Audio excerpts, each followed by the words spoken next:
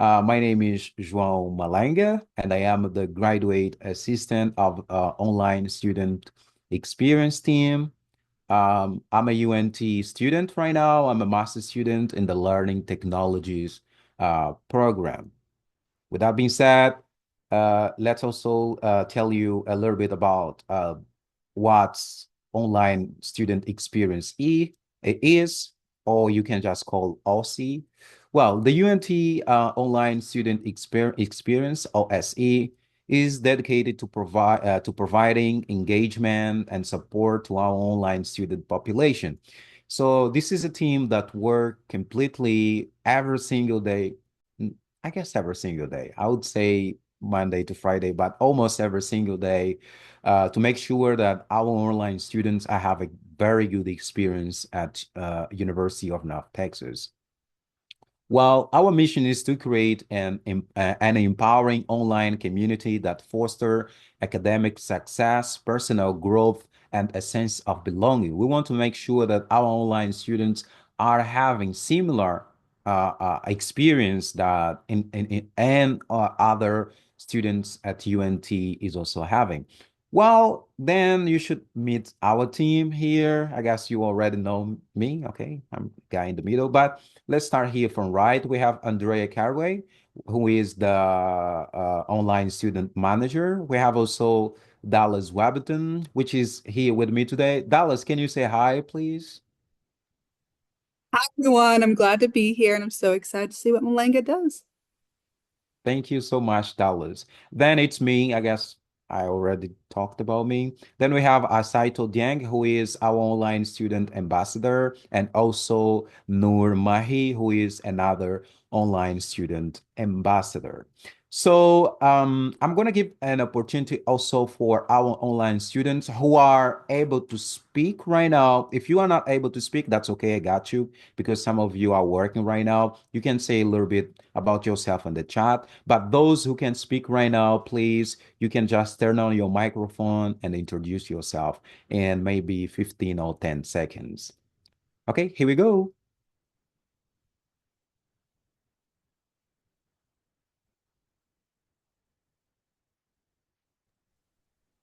And it's understandable if you're not comfortable or unable to unmute yourself. You can just type a little introduction in the chat.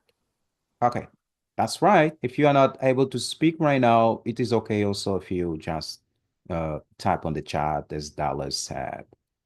Well, so while I'm waiting for you in the chat, let's move on.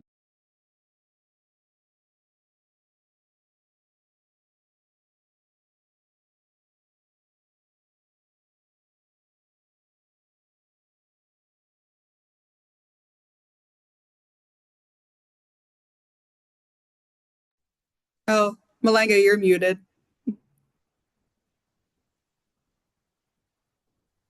All right, so what you will learn today.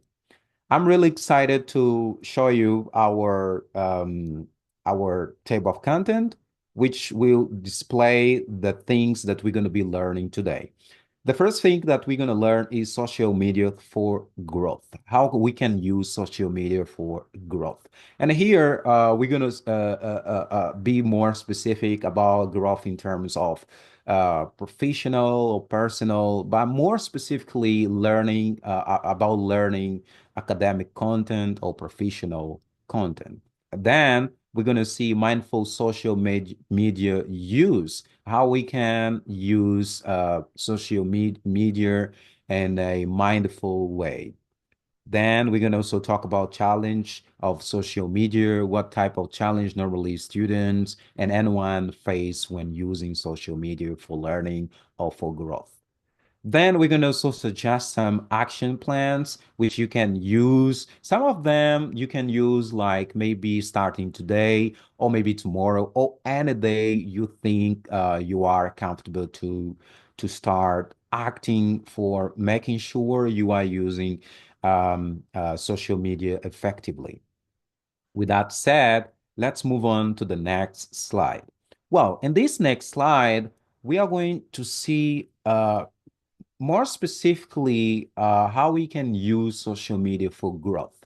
And here we have some social media. I know that nowadays there is a bunch of social media, but we have some common social medias like Facebook, Instagram, LinkedIn, Discord, and we have also here at UNT one social media we use mainly for our online students, which is Talent to Talent. With that being said, how we can use social media for growth? We have here, for example, smart feed or how to curate smart feed. Here by Smart Feed, we are trying to suggest that our students should use social media by, personalizing their social media. For example, by following educator, industry leaders, and academic groups. By doing that, you're gonna make sure that your feed is going to be full of content that helps you to grow not only personally but also not only academically but also professionally, because most of the things or most of the things that we see in our field are of the people that we follow. So by curating your feed following persons of interest that can help you grow, can also, level up your feed and avoiding you seeing information that that you don't want to see in your social media. Then we have also here optimize your accounts. Once again, here says follow educator, industry leaders, and academic groups. This is a kind of repetition to make sure that when you are optimizing your social media, you have to make sure that you are following the people that will help you grow academically and professionally while you are navigating social media. Then we have here our interactive moment, and I'm going to give you some minutes to scan this QR code, okay, in which you're going to share with us how you use social media. In this activity, you're going to do it in Mentimeter. You're going to list two ways you use social media for anything. It doesn't matter if it is for learning, for entertainment, or whatever. So I'm going to give you some minutes. I'm going to give you actually 5 minutes to scan the QR code on the screen, then share two ways you use social media. Then I'm going to display the result of our of our survey. So here we go.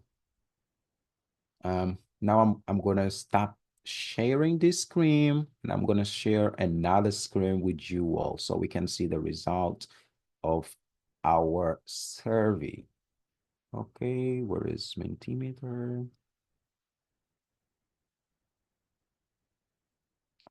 Okay.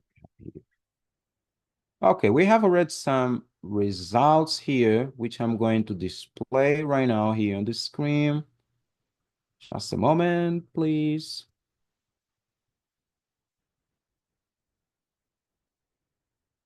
Okay, here we go.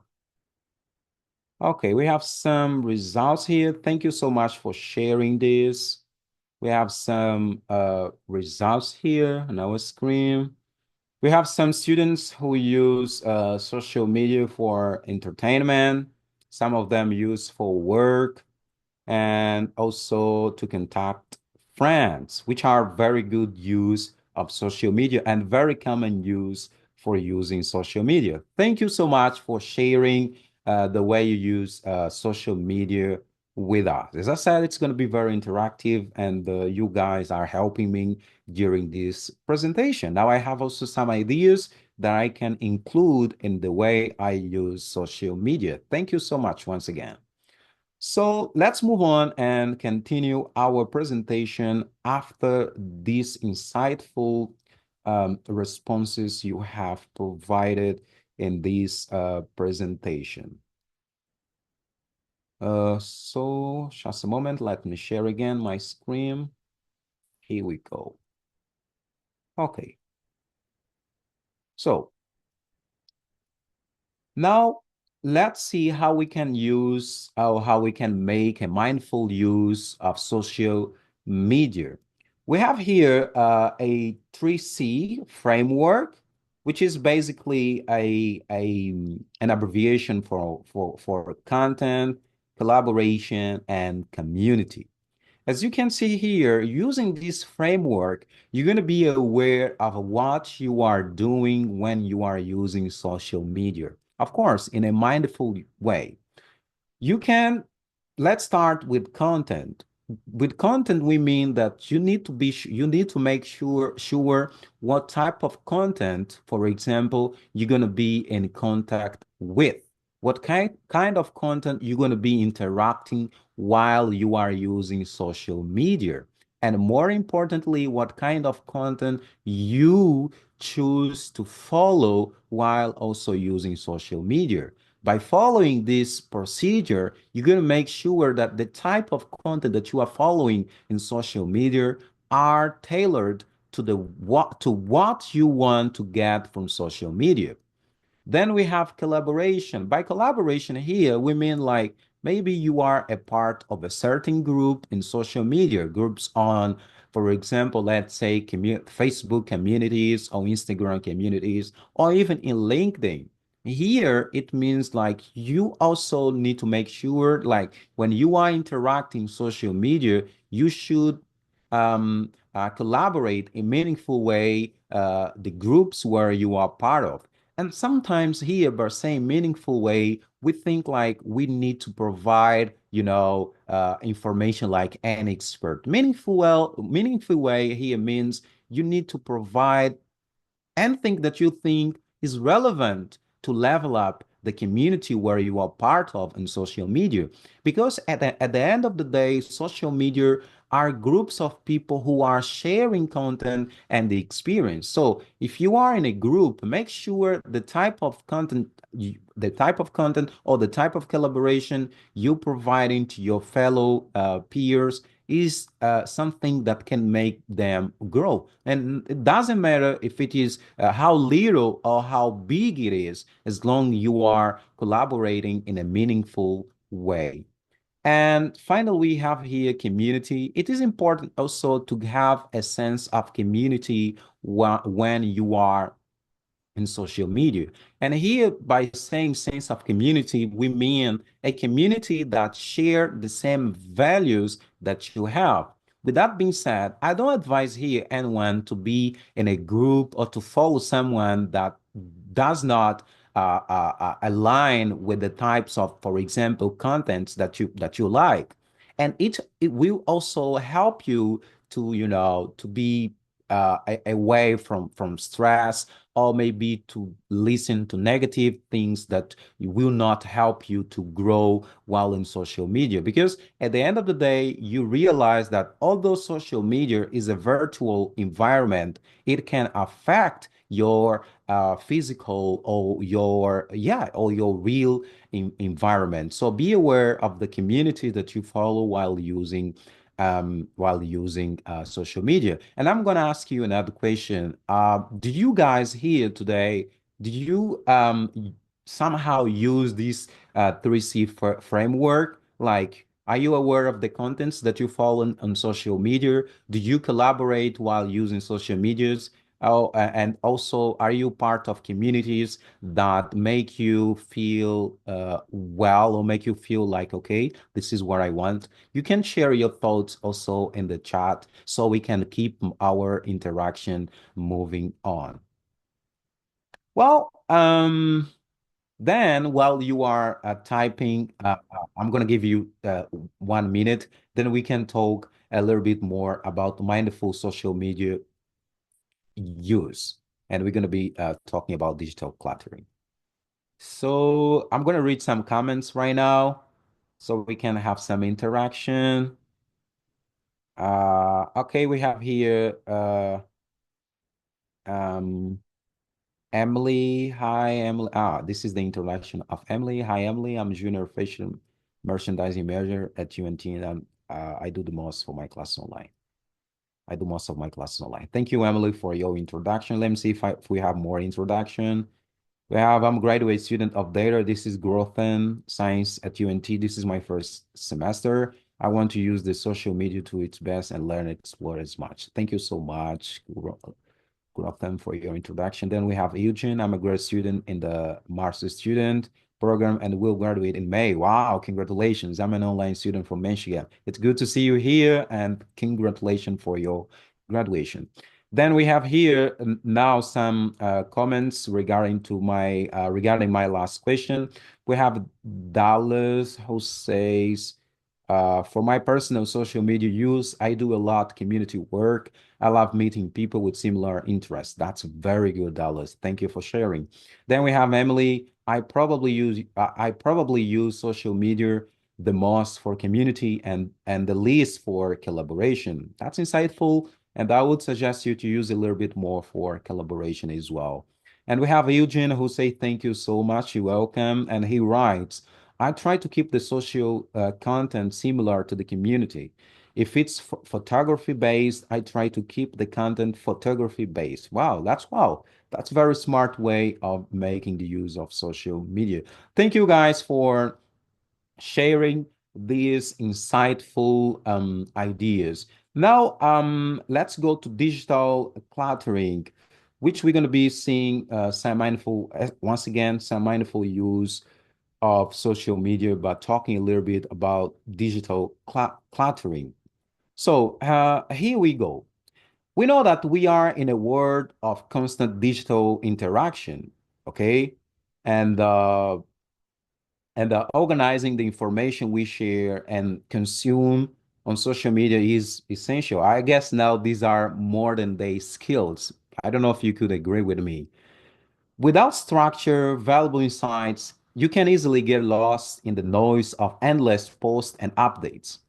I think like by managing our digital footprint, curating reliable sources, and categorizing saved content, we can reduce digital clutter.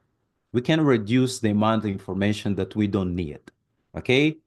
So it also can help us improve focus and make the most of social media as a learning tool.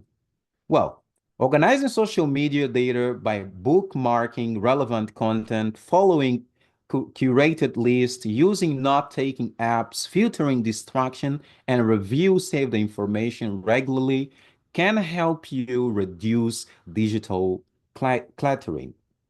By saying that, you can see like when you have certain techniques which help you to avoid digital cluttering can make you including have a good mental health while you also navigating social media, because at the end of the day we realize like social media also hits our our mental health. So we need to be aware of avoiding those kind of things that can hurt our health. It doesn't matter, mainly our mental health.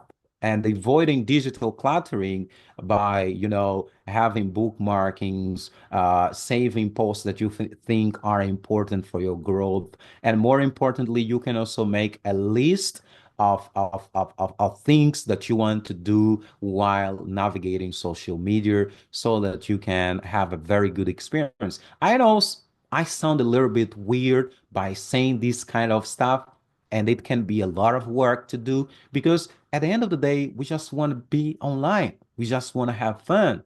We maybe want to learn something new without caring about that.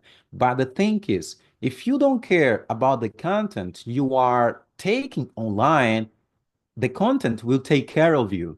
And I think none of us want the content to take care of us or to be under our control. So this is what I really hope you can be aware of while avoiding digital cluttering and using social media in a mindful way. Moving on to the challenge of social media. We have here this brain rot. Okay, I don't know if you are familiar about brain rot, and this is gonna be also interactive. You can also write a little bit about what you things about brain rot and if it is some kind of thing that you have ever gone through while using social media. But in the nutshell, brain rot is the cognitive overload caused by excessive and unfiltered content consumption. Well, when you don't filter the type of content that you are using on social media, you can develop this trending, this, I wouldn't say a trending expression, but this new word that was coined through social media. Normally, when you are navigating online on social media, sometimes when you don't have an objective, you can get lost. For example, you go on YouTube and you say, okay, I'm going to just watch one video. Then you're going to see another video, then you're gonna do it over and over again. And by YouTube, I mean like it can happen in any social media. Mainly if you are a TikTok user, brain rot can affect you. And by saying brain rot can affect you, it can even affect the way you process some information. But this is going to be more interactive because I want to also hear from you. And I have here some comments. We have here uh, Dallas who says, I'm so bad with brain rot. Yeah, even me. Sometimes I go also through this brain rot phenomenon, but I want to avoid it and I try all the best to follow my goals to avoid brain rot. Then we have Eugene who say, would clicking random videos on YouTube be considered brain rot? Yes, it would. Actually, brain rot is when you don't have a specific objective while you are navigating social media. By specific objective while you are navigating social media, I mean you have, for example, a task to do and you are on social media clicking random videos and you don't know what specific video you want to watch, but you have certain tasks to do. But by saying that, I mean that if you are in brain rot, you can even, for example, develop a uncontrolled procrastination. Okay. And yes, I would consider clicking random videos without any specific idea of what videos you want to watch on YouTube, brain rot. We have also Emily who says, there are definitely times I'm looking at social media just because it's routine and not because I'm enjoying it. I can spend hours on my phone. Wow, this is another example of brain rot, Emily, and thank you so much for sharing that. And Dallas replied, I'm the same way. Even me, I go through also that way. I'm here presenting this content. It doesn't mean that some of the things that I'm saying do not affect me. It affects me. It means that we're going to be working on this together. Then we have Eugene again, who says, I definitely have experienced that then. Sometimes it's pretty bad to be honest. Yes, it is. And to be honest, particularly, I feel really upset with myself when I'm going through brain rot because I feel like there are a lot of important information, but you feel like you are stuck on YouTube, TikTok, or whatever social media, doing things that you don't have any goal, and that's really stressing to me. And we should be avoiding that. And we have here some action plans which will help us to avoid brain rot. And thank you once again, guys, for sharing your experience. It's been pretty much interactive to have you here, sharing our experience and knowledge. We have another activity once again in Mentor Mentor. You just need to scan it, which we're gonna see. We're gonna see some activity, but before you scan, I just want to make sure you have this instruction. If you don't know how to check your screen time, okay, for Android, we have here this guideline and for iPhone, we have here this guideline. So I'm gonna give you couple of minutes to make sure you find how to check your screen time in your phone. Then I'm gonna explain you the reasons why we are doing this exercise. I have on my phone a weekly screen time. This week I had, I guess, 32 hours spent on social media. But anyway, I'm going to tell you more about that later.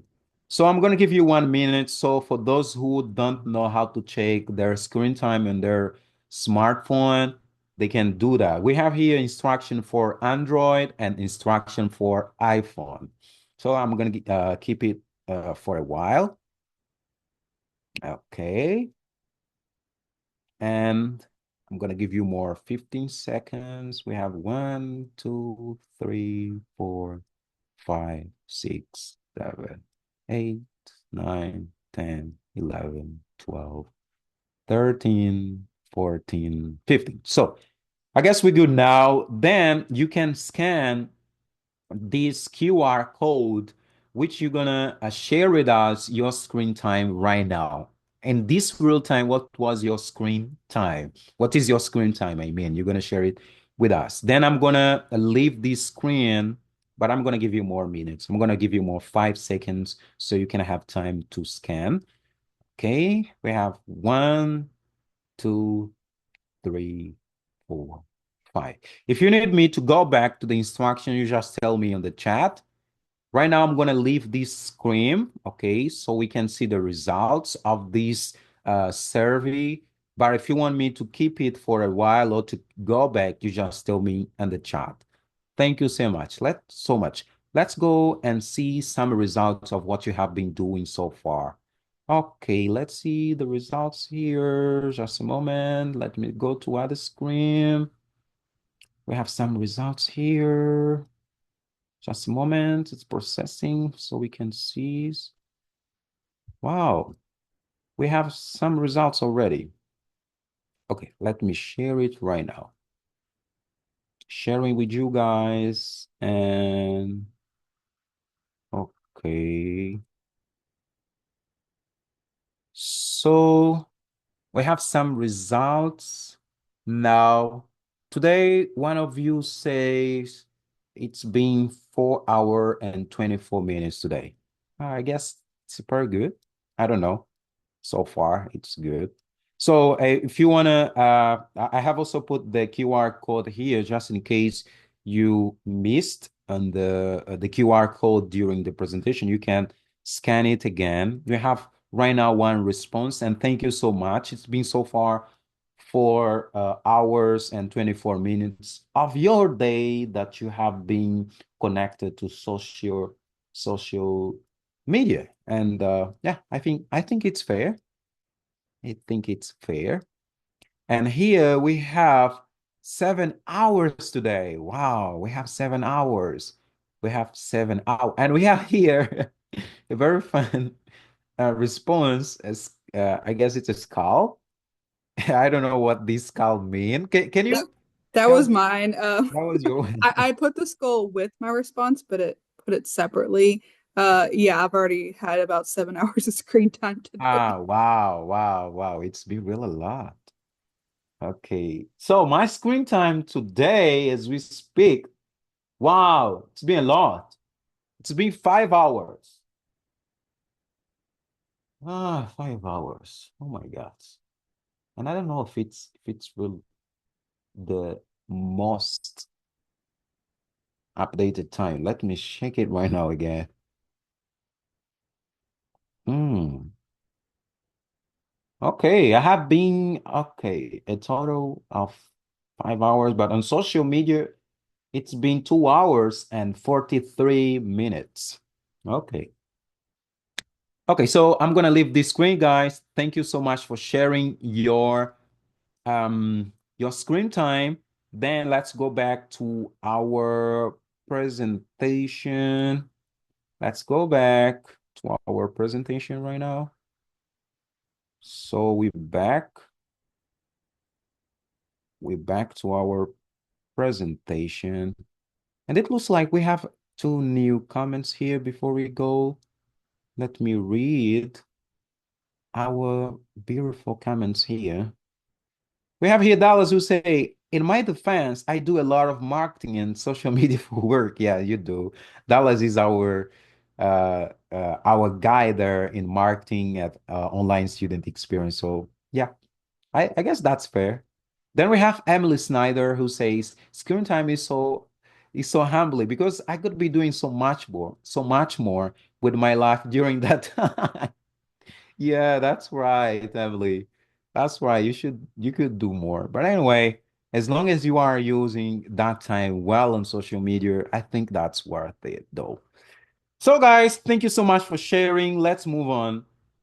And now let's go to action plan. Okay, so now I talk a lot about digital cluttering. I talk about brain rot. We saw also some screen time. And now let's go to action plan. How can we take the best benefit of our time of, of social media, mainly for learning? We have here the 111 rule. I guess I spoke it well. We have here 111 rule, which consists in learning, engaging, and creating daily. Well, you can set a 111 rule for you while navigating social media. For example, every single day you need to make sure, you should make sure that you will learn one thing new on social media about something you want to learn. It's going to be up to you to decide what you want to learn today. One thing, at least every single day you make sure you will learn one thing. Then engaging. Make sure every single day you engage at least once. Then creating daily. Every single day you need to make sure also that at least you create something new on social media. Okay? Because you're going to make sure that part that we talk about collaboration is working. Because right now you are a college student, university student. I think you have a lot to share. Why not? Why not share with others who don't have the same opportunity that you have, or maybe who didn't interact with the knowledge or the experience that you have? It doesn't need to be something, tremendous, something huge. Can be just basic. Okay, so applying 111 rule will make sure you are using in a very mindful way social media. I'm going to repeat. One day you're going to make sure you learn one thing on social media, you engage at least one time, and you create also something on social media. And now I have a curiosity. Have you guys been doing it already on social media? Can you share your thoughts if maybe it's not new for you? I'd like to hear from you if you have been using this one rule here on the chat. Come on, I'm going to be waiting for your answers. Okay, we have some. Let's see. I'm waiting for you if you have been applying one rule, or maybe you have been applying other rule, maybe 10 10 10 rule. Just kidding. I know you don't. Okay, let's see some responses here. I'm waiting for you guys. Let's see if we have some responses. Okay, so while I'm waiting for your responses, I'm going to go on to the next slide. Oh, before I go on to the next slide, I have here one response. So Dallas said, I'm trying to be more mindful of what I'm watching and engaging with on social media.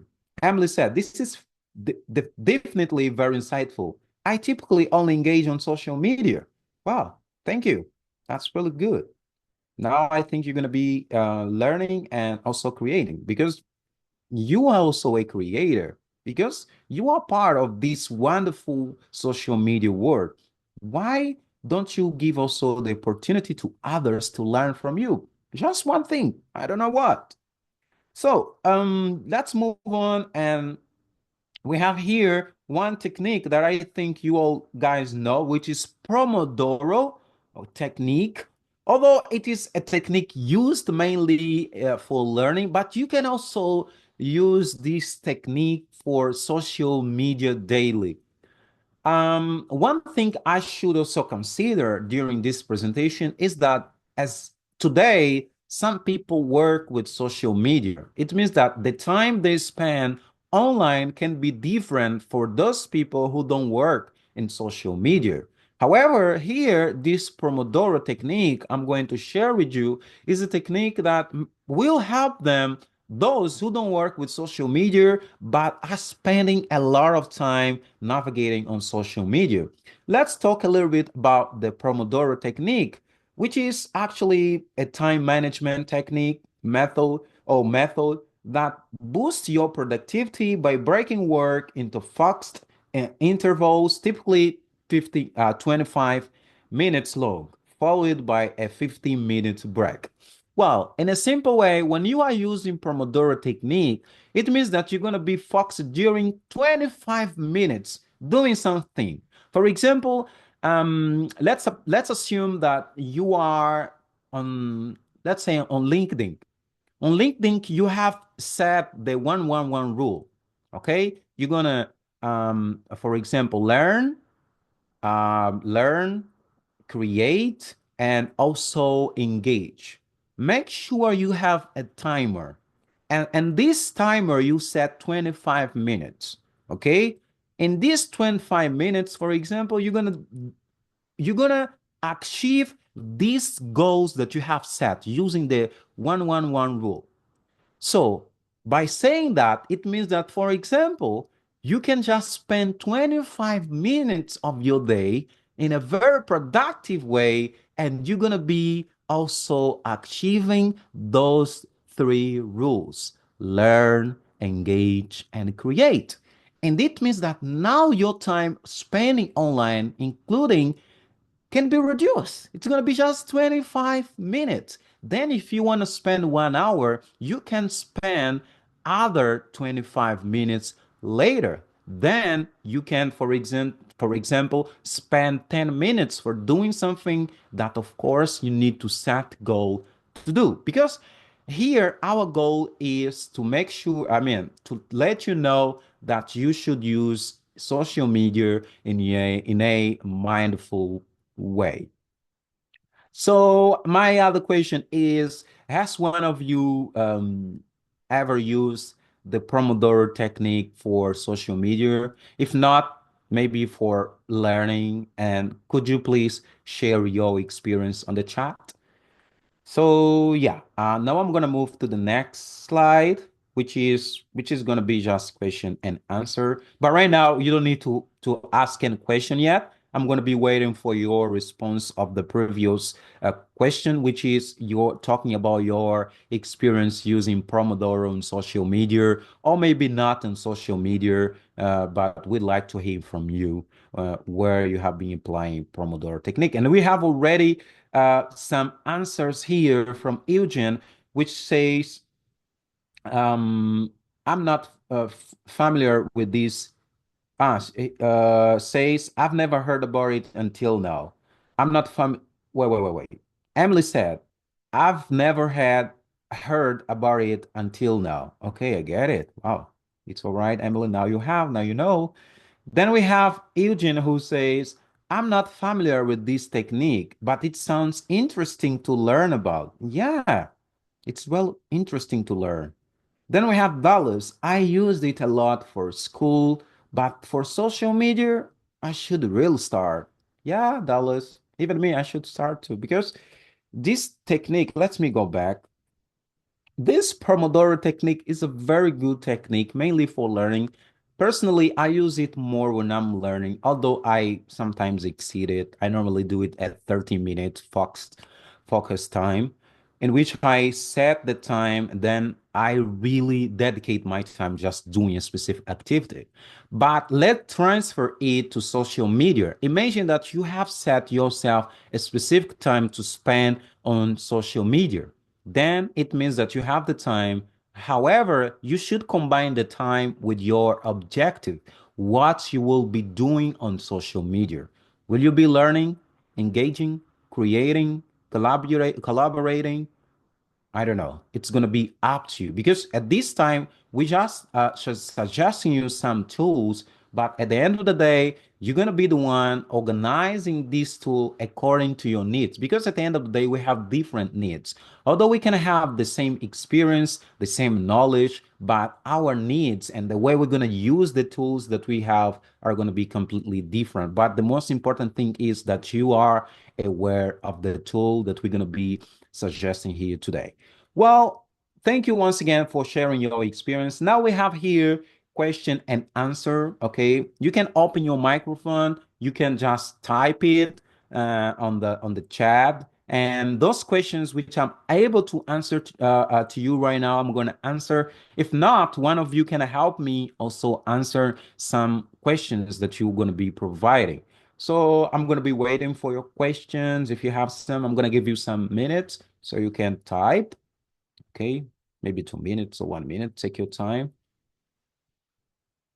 Question and answer. Actually, when I'm in a webinar or even workshop, question and answer are one of my favorite parts. But normally in the workshop or webinar I participate, they are not much as interactive as, for example, this webinar I'm making. That's why when I'm organizing or designing a webinar or a workshop, I make sure it is very interactive so that students or participants can actively or passively participate, because participation can be active or passive. But I think we learn more when we are actively or passively engaging or interacting with the content and with the person who is presenting a topic, who is making a presentation. I think it is really very good. So I'm waiting for your questions. And if you don't have a question, you can also just provide a random comment about the presentation, not about the presentation, but about something you saw in the presentation. Okay, we have here one question from Emily. Do you think social media has made it harder for us to socialize with people in person? My question is yes, because we were introduced to social media without learning how to use social media, which for me is dangerous. For example, normally when we are introduced to a certain new, let's say, technology or tool, we normally need to know how to use it, because social media was something that came out of the blue. Then we just decided to do it on our own to try to understand how it will work. By saying that, some of us replaced in-person relationship or in-person socialization. Now we went to virtual socialization. By with that said, somehow it affected how humans have been interacting with one another. So I would say yes to this question, because for somehow I think like as we are talking now, it became a little bit harder for humans to interact in person. Even talking in person, some people think like they are in social media, and they even use words or expression that are typically for social media use. Okay, and I think it's really a little bit harder now. Then we have Eugene, who made a comment who says, I'm a little bit older, and before social media, I find it interesting still when I call someone and I get a message back instead. Some don't want to talk on the phone. And he's laughing. Oh, I don't know if he or she.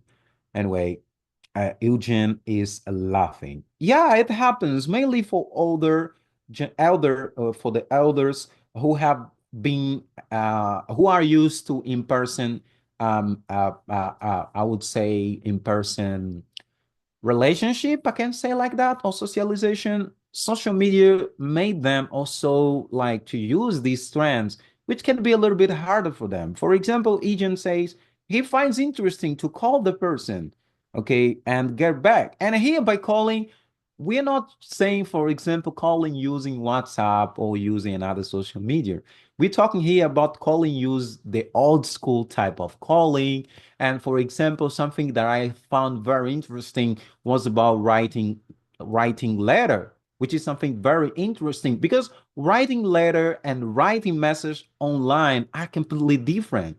It is scientifically proved when you are writing using your own, I mean, using, for example, a pen, your mind gets more cognitively active rather than typing on the phone or computer. So I think like we should somehow balance the way we use social media and the ways we can keep our human relationship active and more importantly, health. Because interacting in person somehow in, this is my opinion. I think like interacting in person is also healthier than interacting only online. I think like interacting online should be like a plus for the in-person relationship, but unfortunately it has been harder.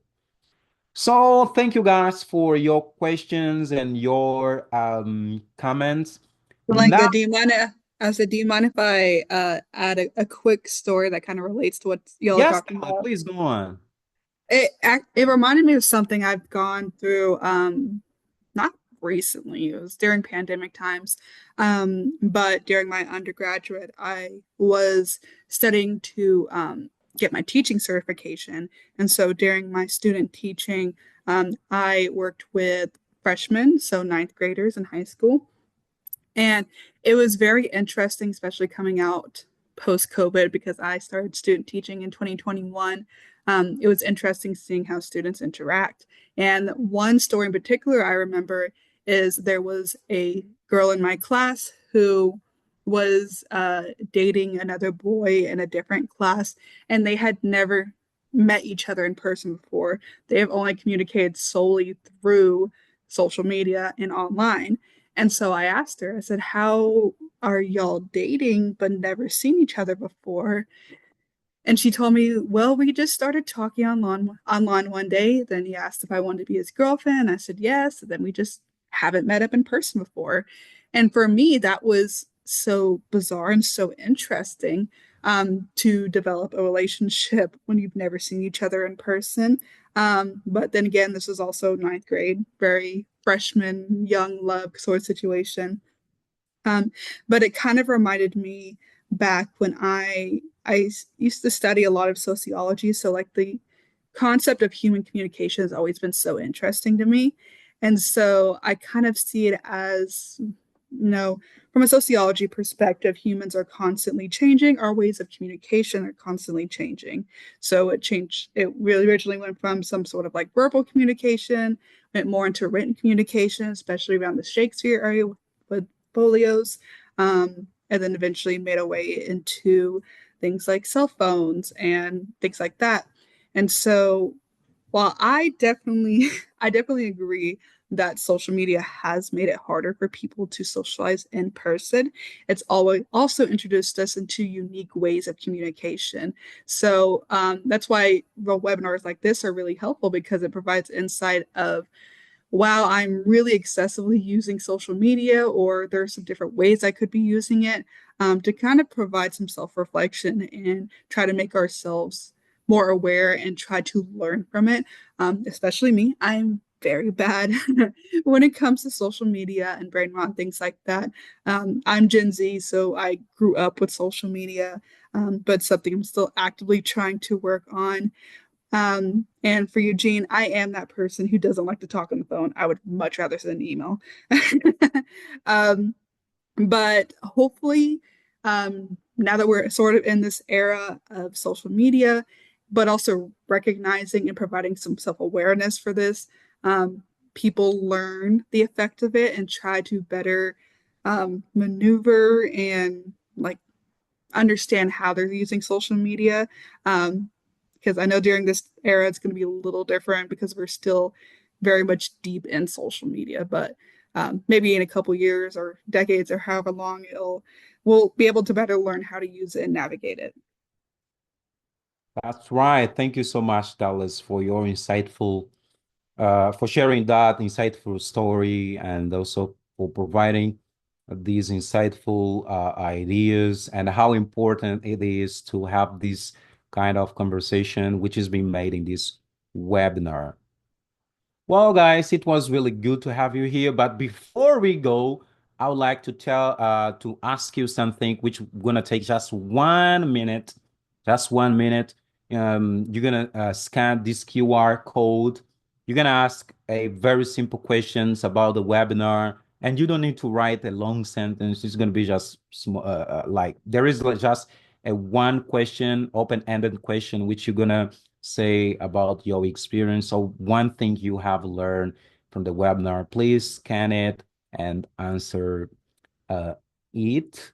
Then when you are done, you can just say you done here on the chat. It's gonna take 1 minute. It won't take longer than 1 minute for you to do that. It's actually a survey about this webinar. It's going to be really quick. And I really thank you guys for being here today with us. Actually, it wouldn't be possible without your collaboration. I'm going to say a special thank you to Emily Snyder and to Eugene, who made a great effort to be our guest here today. I'm really happy. And it's for us, online student experience, it is a motivation for us to be making more webinars like these so that we can help our online students have a good experience while navigating the digital world that they are part of. Okay, so we have also here Eugene saying thank you for the story, and Emily say Snyder said she's done. Thank you so much. So, guys, I'm gonna say goodbye. But before saying goodbye, we have here Eugene who say this is real awesome being so far from the school and everyone. These services and presentation are real nice. Thank you so much, Eugene. That's really we take that to heart. And Emily said, thank you guys so much for your time and hard work. I really enjoyed this. So to finish, we just want to tell you that if you want to keep in touch with us, feel free to reach out to us, Dallas, and I will always be there for you. I'm also an online ambassador. You can reach out to me on where is this? Navigate. You can schedule an appointment with me, and then we can talk a little bit more about your experience. Maybe you want to have some ideas more tailored to your needs. You can go to our Instagram, Facebook. We have also a website, YouTube, and Spotify. We have a podcast which we normally upload every single day now, every single week on Thursday, a new episode, and you can also learn a lot of stuff from the podcast. So I'm gonna say now goodbye. It was really good to have you here today, and hopefully you can join us next time. So all I want to say is thank you so much and enjoy the rest of your day. Goodbye.